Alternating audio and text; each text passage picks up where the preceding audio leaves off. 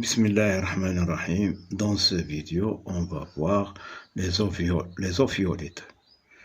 Qu'est-ce que les ophiolites? L'ophiolite, c'est la croûte. C'est la croûte, ou plutôt la lithosphère océanique, qui se trouve au sommet des montagnes. Donc, dans le chenalier, on trouve les ophiolites. Les ophiolites se composent de la péridotite, du gabbro, des filons doléritiques et des basaltes en pilo-lava. Et au-dessus, au sommet, on trouve les sédiments bien sûr marins. Donc, les péridotites, bien sûr, c'est une roche du manteau supérieur. Le morreau sépare la croûte océanique de la lithosphère, de la péridotite lithosphérique. Ici, c'est la péridotite lithosphérique. Ici, c'est la croûte océanique. Le morreau les sépare. Donc, au sommet, on trouve le basalte en pilon. Voilà le basalte, le chenalier, qui est sous forme de coussinet de pilo-lava.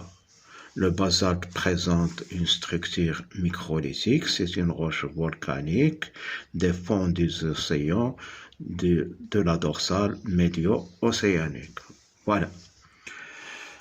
Le basalte en pilo-lava, au-dessus se trouvent les sédiments marins, des fonds marins qui contiennent des radiolarites qui vivent au fond des océans.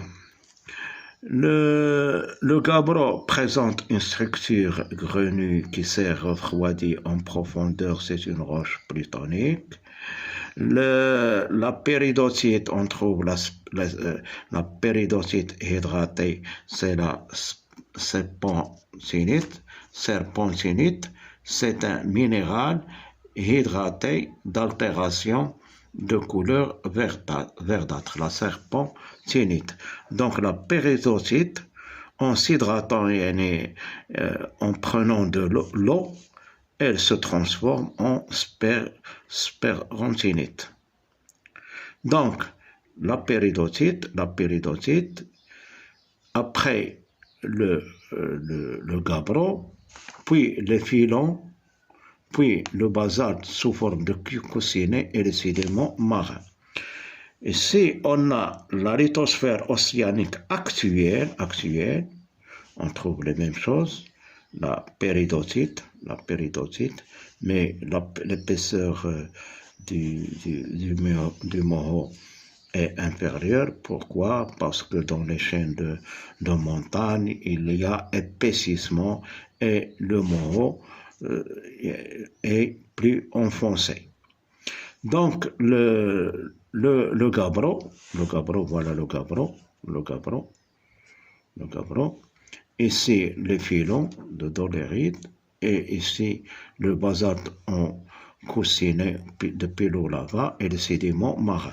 Donc, on trouve dans les Alpes les mêmes roches de la lithosphère océanique.